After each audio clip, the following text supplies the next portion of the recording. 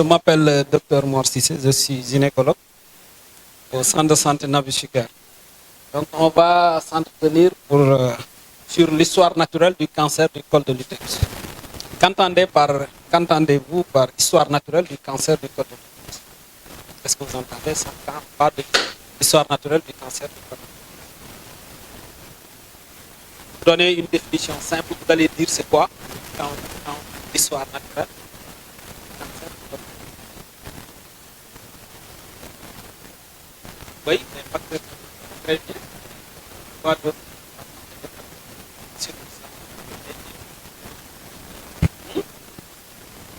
Les facteurs de risque, oui.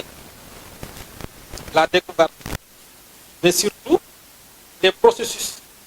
D'accord? Des lésions précancéreuses au cancer invasif. Donc, quand on a ça, donc, on comprend très vite que donc, cette pathologie, c'est un candidat idéal au dépistage. D'accord? Quand on nous dit qu'une pathologie, avant d'être la pathologie redoutée, elle passe par des étapes donc, de pré-maladie, donc pré-invasive. On appelle ici des lésions précancéreuses.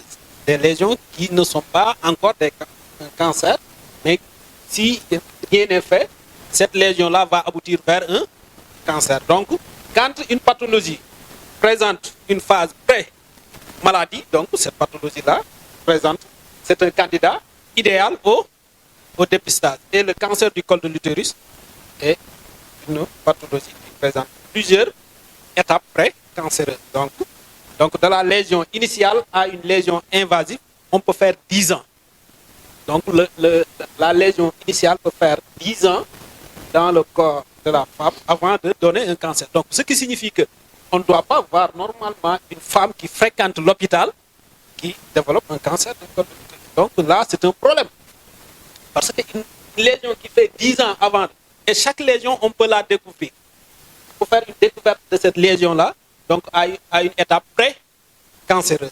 Et on a un traitement qui est efficace de ces lésions. Donc, vous voyez que le cancer du col de l'utérus, vraiment, on ne doit plus voir ça.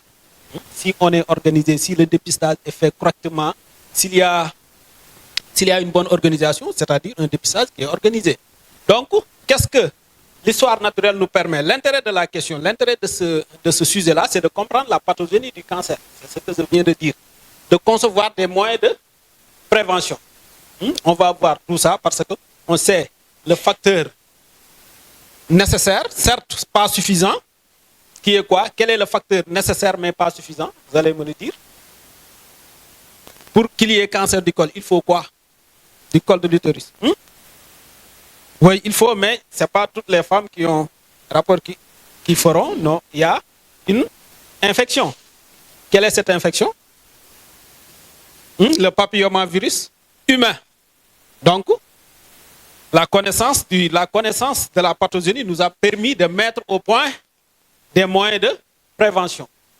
D'accord? Donc, la connaissance, quand on a compris que pour avoir un cancer du col de l'utérus, il faut d'abord une infection par un papillomavirus à haut risque, humain à haut risque, et que cette infection soit persistante. D'accord? Ce n'est pas une infection, ce n'est pas toutes les femmes qui seront infectées feront le cancer du col. Il y a une infection passagère. Donc 90% des femmes feront une infection à papillomavirus durant leur vie. Mais heureusement, 95% de ces femmes élimineront le virus. Ça, c'est la bonne nouvelle. Donc, c'est seulement 5% des femmes qui restent qui vont développer une persistance. D'accord? Donc, c'est le facteur qui doit être nécessaire, qui doit être là. Pas suffisant pour elle. Donc, vous voyez, infection initiale. Ça commence par une infection initiale. Une infection initiale. Il y a l'infection, il y a le papillomavirus qui entre. Si ce papillomavirus n'est pas éliminé, soit c'est vers la clairance, c'est-à-dire éliminé, et la femme est spontanément, sans rien. Donc, il y a des femmes qui sont infectées et qui éliminent. Heureusement, c'est ça. Plus de 80% des femmes, elles éliminent spontanément le virus. Donc, c'est ce cas-là. Infection et clairance. L'autre cas, ça donne une infection persistante. D'accord? Si rien n'est fait, il donne des lésions de haut grade. Donc, si rien n'est fait, perdre le cancer. Vous voyez, c'est comme ça que ça. Il y a une infection qui est là. Au bout d'un an, le papillomavirus sort ou bien s'il reste, on dépiste, on traite. S'il reste et on ne dépiste pas, il donne une lésion persistante. Il donne une lésion de haut grade et il donne le cancer au bout de 10 ans. Vous voyez donc, vraiment, c'est un cancer qu'on peut éliminer. N'est-ce pas?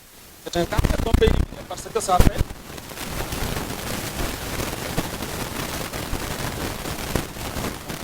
le processus.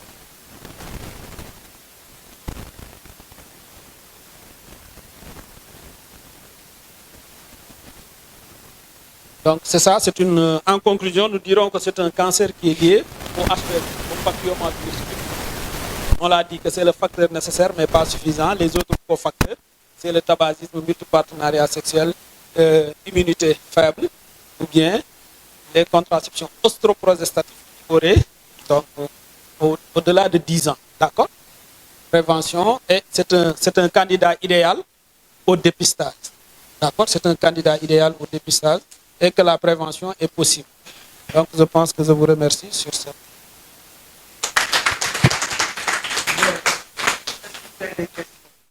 Oui.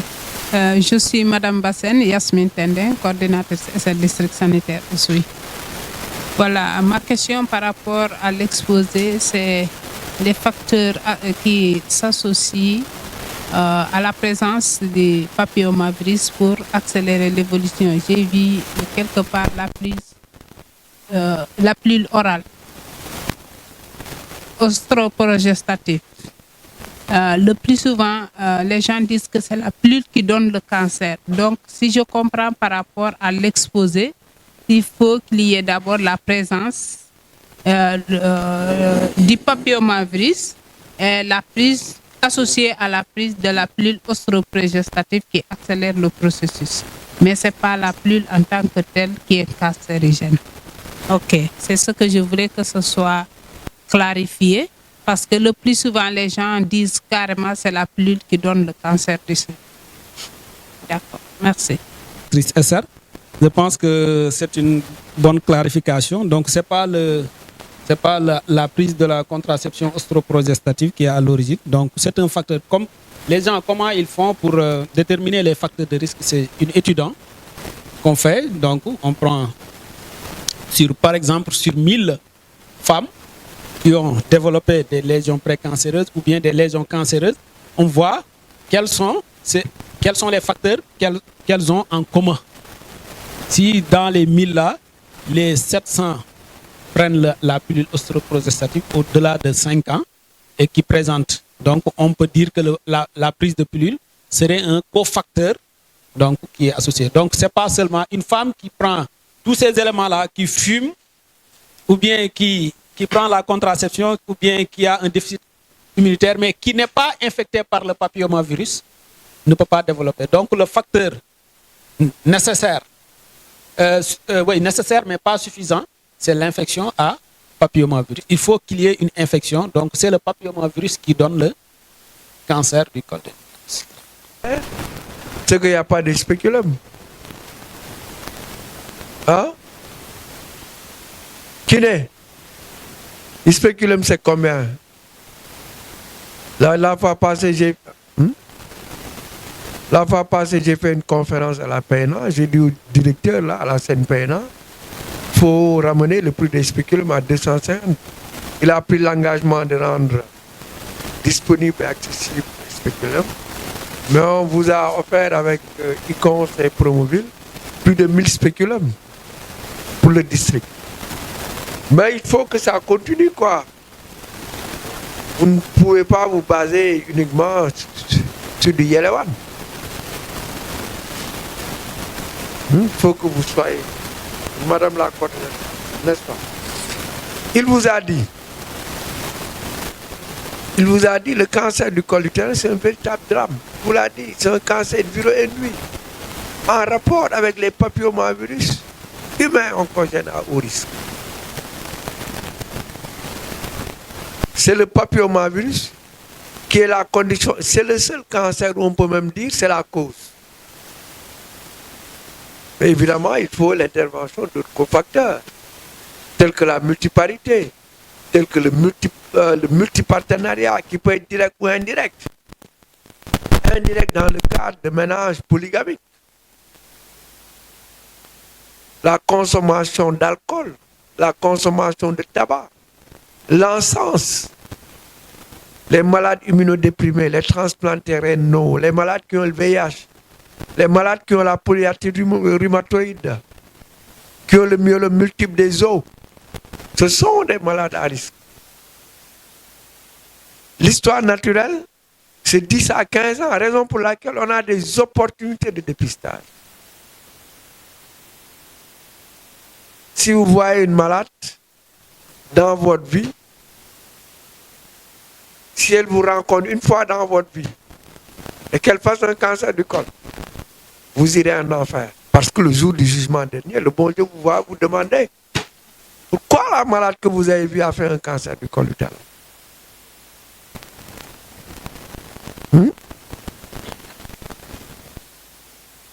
Spéculum. Pas compliqué, c'est un manque de volonté. Et puis les CDS là, j'ai l'habitude de le dire, le rôle c'est quoi? C'est de rendre accessible tous les produits. Donc. Et puis il faut que les gens sachent que la santé, c'est pas pour faire des bénéfices. La santé, c'est le seul domaine où on ne doit pas faire de bénéfices. On investit pour que le capital humain se porte en bonne santé pour pouvoir faire d'autres travaux qui peuvent amener de l'argent.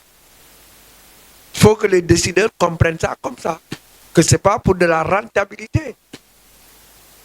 C'est pour que les gens soient en bonne santé et qu'ils puissent travailler dans d'autres domaines. Donc il vous a dit qu'on a éradiqué des malades par la vaccination, la rougeole, la poliomyélite. C'est des vaccins qui nous ont permis de régler ces problèmes. Et on pense qu'aussi avec le vaccin contre le cancer du col, on va parvenir à l'élimination du cancer du col de l'utérus.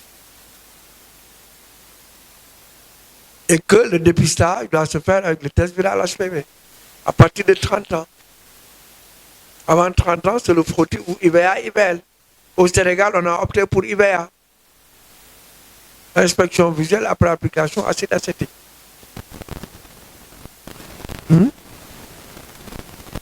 Est-ce que vous avez des questions?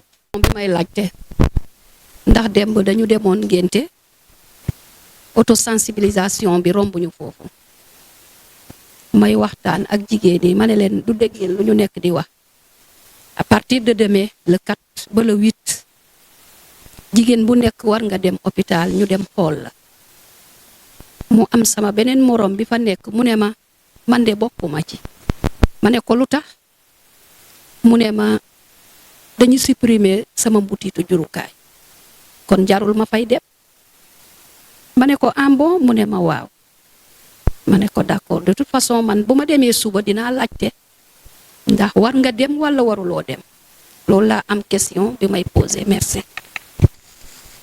bu gën ci moom mooy mu ñëw ñu seet ko ne serait-ce que vendredi bii benn hôpital biiru Ndakaaru jot naa benn malade boo xamante ne dañu supprimer butit jurukaayam te ma gis ci butit jurukaayam ci suuf cancer du col de l'utérus. J'étais horrifié parce que butit jurukaay ça dépend nuñ koy dindee am na ñoo xamante ne dañuy dagg ci kaw bay col bi ci suuf buñ ko bay ci suuf mën na def cancer. lu gënoon mooy mu ñëw ñu seet lan moo tax ñu dindi butit jurukaay bi bu dee cancer la mën na ñëwaat. mën na nekk fibrome bu dee fibrome la moom bu dee butit jurukaay bi lépp la ñu dindi amul problème mais des fois duñu dindi buntu butit jurukaay bi ci suuf lañ koy bay donc lu gënoon daal mooy mu ñëw ñu xool xam. Fana Cissé, point focal PTM district sanitaire. Bon, merci beaucoup docteur Cissé par rapport à votre brillante présentation. Juste une question par rapport aux tranches d'âge. Vous avez dit par rapport aux 25-30 ans, elles doivent faire le frottis cervico-vaginal. Entre 25 jusqu'à 65 ans, IVA, IVL. Mais pour les tranches d'âge au-delà de 30 ans, HPV. Je demande si les moyens ne sont pas là pour le HPV. Est-ce qu'elles peuvent faire de frottis cervico-vaginaux ou bien elles peuvent faire seulement les libéa et libéa. Merci. C'est le frottis cervico-utérin entre 25 et 30 ans. Après 30 ans, c'est le test viral HPV. Mais dans les pays à revenus limités, parce que le test viral HPV, on ne peut pas l'avoir à moins de 25 000. C'est cher. D'accord? Et le dispositif, ce n'est pas disponible partout. Même à Dakar, il n'y a que 2 ou 3 centres publics qui font le test viral HPV.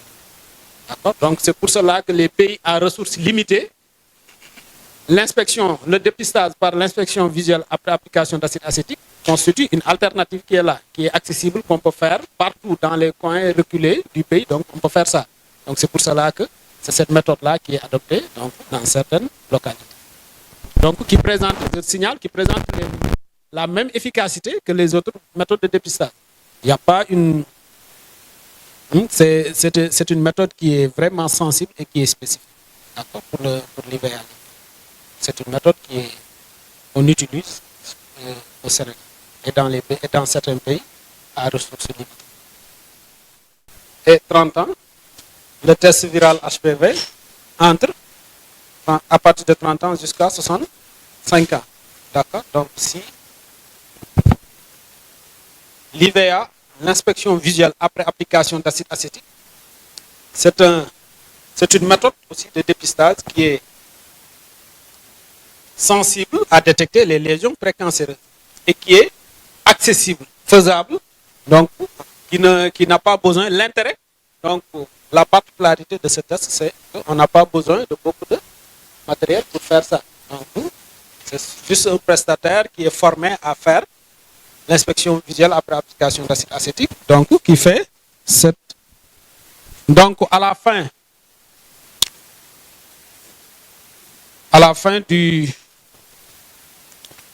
de cet entretien, donc les objectifs, c'est de pouvoir décrire les principes de l'inspection visuelle après application d'acide acétique, de citer le matériel nécessaire pour la réalisation, d'écrire la technique proprement dite et d'interpréter les résultats. Donc surtout ça c'est très important à interpréter les résultats. Donc ce qu'on a vu, c'est quoi? C'est normal ou bien ce n'est pas normal. D'accord? Donc c'est le plan. Donc l'inspection visuelle après application d'acide acétique, comme son nom l'indique, donc il consiste à badigeonner le col de l'utérus avec de l'acide acétique et à regarder s'il y a une modification de sa coloration. Normalement, un col de l'utérus est comment? Est rosé. Donc il n'y a pas de zone rouge au niveau de l'exocole. On vous a dit qu'il y a deux parties. Il y a l'exocole et l'endocole. L'endocole qui est un peu rougeâtre et l'exocole qui est rosé. Donc, entre ces deux parties, on a la ligne de jonction. Donc, c'est de l'acide acétique à 3 à 5%. Parfois, on vous donne de l'acide acétique glacial. Donc, 100%. Il ne faut pas mettre ça directement sur le col. Ça brûle. Donc, il faut diluer. D'accord? On va voir la formule de dilution. Donc, pour avoir l'acide acétique entre 3 et 5%. C'est cet acide acétique-là qui est bon. On met sur le col sans risque de brûler le col de l'utérus. Donc, c'est une inspection à l'œil nu. Donc, ça n'a pas besoin d'un vidéocolposcope. Donc, ici, qu'est-ce qu'il faut voir? C'est quoi le principe de l'application d'acide acétique? Que fait l'acide acétique? L'acide acétique, qu'est-ce qu'il fait? Il coagule les protéines. Donc, c'est comme un œuf. Si vous voyez un œuf qui n'est pas encore cuit, donc vous pouvez voir à travers le blanc d'œuf, vous pouvez voir le jaune qui est à l'intérieur, d'accord, qui n'est pas encore cuit. Mais une fois l'œuf cuit, donc là, vous allez voir que vous n'allez plus voir, donc là, le blanc d'œuf se coagule, donc rendant impossible la visualisation de la marmite, les parois de la marmite. Donc c'est comme ça, c'est le même principe d'action de l'acide acétique. Principe de C-intrite. D'accord, ça je l'avais oublié au début. Donc, l'IVA te permet de faire le principe de see and treat. Donc, tu vois la lésion, tu vois que la lésion est éligible au traitement par thermoablation, tu traites sur place. Donc, tu n'as pas besoin de faire des rendez-vous de va-et-vient. Donc, la patiente va faire un test là-bas, venir. Donc, là, vous voyez qu'il y a une lésion blanche qui est là, donc qui est éligible, qui n'occupe pas plus de 75% de la surface du col. Vous traitez par la thermoablation. Donc, le principe de see and treat, qui permet d'éviter les pertes de vue. On attend un peu.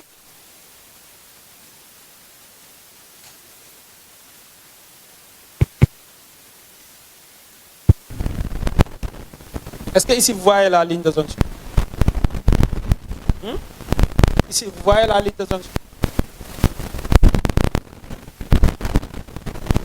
Vous voyez la ligne de jonction ici?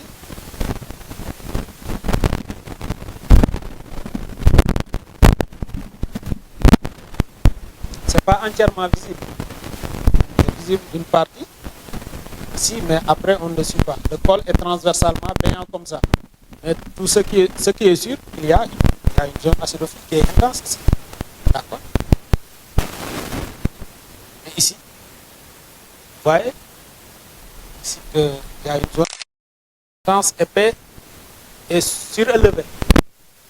Vous avez l'impression que cette partie est plus surélevée que le reste du col. Ça, étendu aussi. Est-ce que cette patiente est éligible à la vascularisation normale et la zone acidophile est surélevée par rapport au reste du corps? Ça, si vous mettez l'acide acétique, vous voyez ça. Donc ça, c'est des lésions qui saignent. Il y a du saignement au contact avec une lésion acidophile. Donc, ça, c'est un cancer invasif stade précoce. On a aussi le Lugol. D'accord? Mais en dépistage primaire, donc on fait l'application d'acide acétique seulement. D'accord? Pour voir s'il y a des zones qui se blanchissent ou bien des zones qui ne changent pas de couleur, avec la ligne de jonction qui reste entièrement visible. Donc le Lugol aussi, donc, dans certaines conditions, on peut l'appliquer, comme en cas de colposcopie, pour une patiente qui est envoyée pour une IVA qui est positive. Quand on fait la colposcopie, on peut mettre le Lugol aussi. D'accord? Donc c'est dans ces conditions seulement qu'on utilise le Lugol, mais en dépistage primaire, on fait l'acide acétique seulement. D'accord? Ils sont Donc, devenus de grands experts, quoi. J'ai amené cette tablette que je vais laisser là. C'est pour que vous vous renseigniez. On a mis là une petite base de données. Je vais vous montrer après comment ça fonctionne. Donc il faut avoir des chiffres. Il faut qu'on sache quel est le nombre de femmes que vous avez dépistées. Quel est l'âge des malades. Quels sont les facteurs de risque. Les malades positifs doivent avoir des marraines dans la communauté pour les accompagner, pour les traquer, pour le suivi. Ousoui, c'est pas grand, c'est un royaume. Et puis il y a le roi à côté. Si vous n'acceptez pas, je vais aller lui dire, me plaindre auprès du roi. Lui dire, telle personne ne mérite pas de vivre dans le royaume.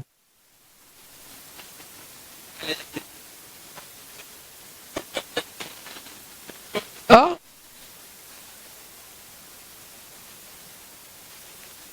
C'est pas compliqué, quoi.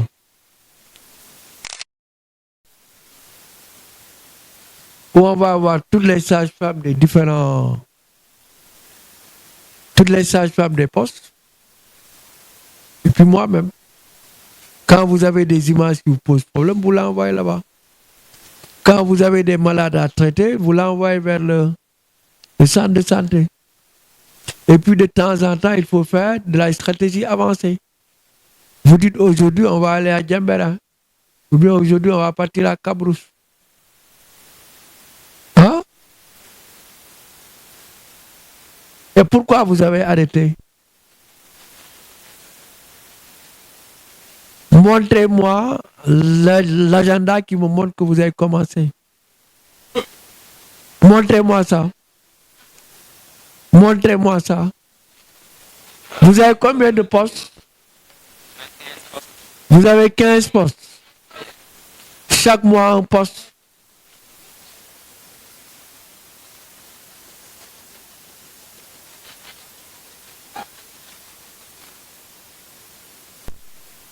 Ah, nous, on est prêts à vous accompagner. Comme je vous l'ai dit, Madame la maire, votre rôle, c'est de gérer la santé de vos populations. Tu as bien dit l'importance de la femme dans la société. La femme gère les enfants. La femme gère les hommes. Si la femme est malade, c'est la société qui est malade. Ouais. MCD adjoint et le docteur Gueye. Avant de sortir ici, on va mettre prochaine étape. Calendrier. Vous me dites, on sera Jack and Wolof, telle période. On sera Bukot, telle période. On sera Elenkin, telle période. On sera Kabrous, telle période. Et puis essayer de traiter toutes les malades. Moi, les malades qui ont des problèmes, on peut revenir ici les traiter. Mais il faut que tous les malades soient traités.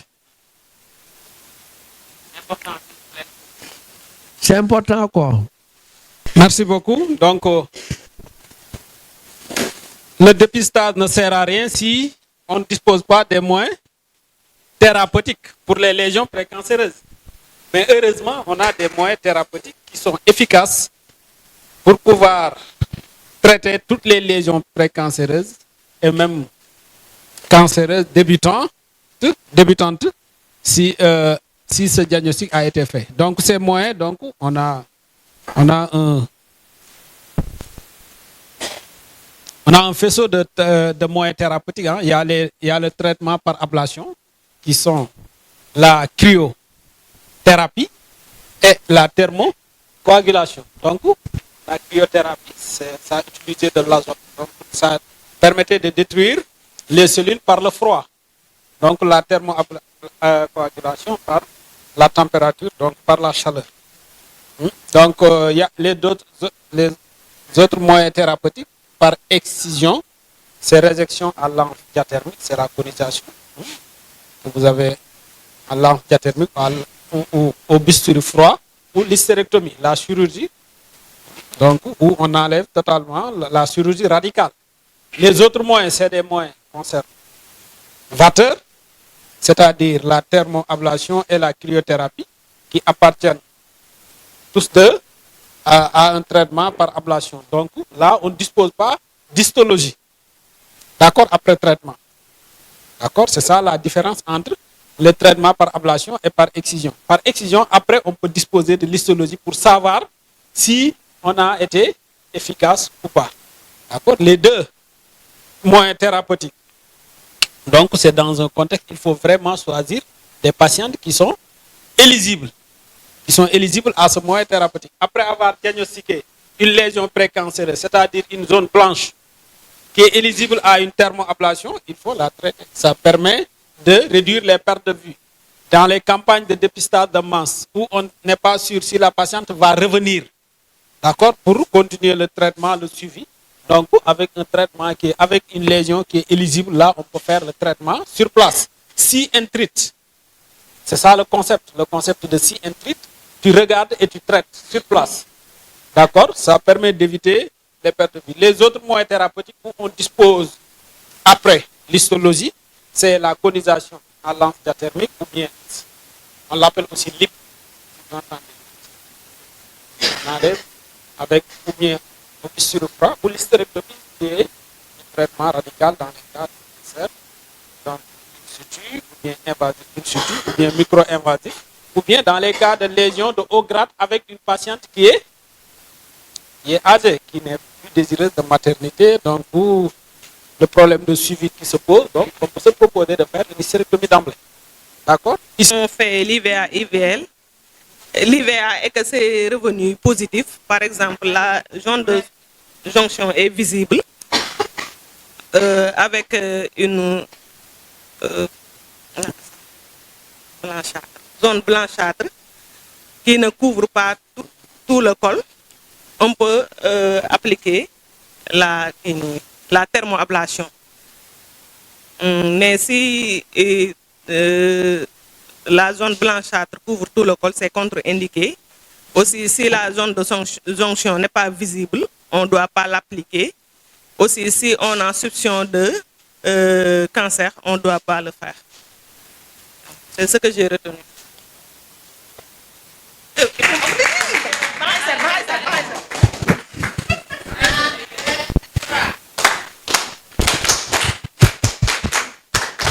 D'accord, donc c'est ça les critères d'éligibilité, que la lésion ne couvre pas plus de 75% de la surface du col.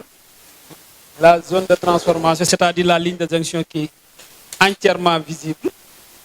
D'accord, que la lésion ne fuse pas dans l'endocole, qu'il n'y a pas une suspicion de cancer invasif. Et que s'il y a un doute sur la lésion, on peut faire une biopsie et traiter. Donc, ça, vraiment, on doit traiter toutes les lésions précancéreuses diagnostiques. Il faut tout faire pour dépister 70% des femmes en âge de dépister dans le district. Vacciner 90% des filles. D'accord, et traiter 90% des lésions précancéreuses. Donc ça, on n'est pas de par cancer du corps de l'utérus, des femmes de la raison, ou bien du département. Hein? Et si on fait ça, nous, on a fait notre rôle. Si on les sauve de l'hémorragie du postpartum, les sauve du cancer du corps. Pour leur engagement, leur disponibilité et puis leur sens de la responsabilité. Vraiment, ils n'ont ménagé aucun effort pour la réussite donc, de cette activité-là. Donc vraiment, recevez nos remerciements et nos salutations vraiment au nom de l'ensemble donc du personnel du Centre Boussouye. Je pense qu'on peut vraiment lever la séance et vous donner rendez-vous demain, Inch'Allah, à 9h précises. Hein? Et bien,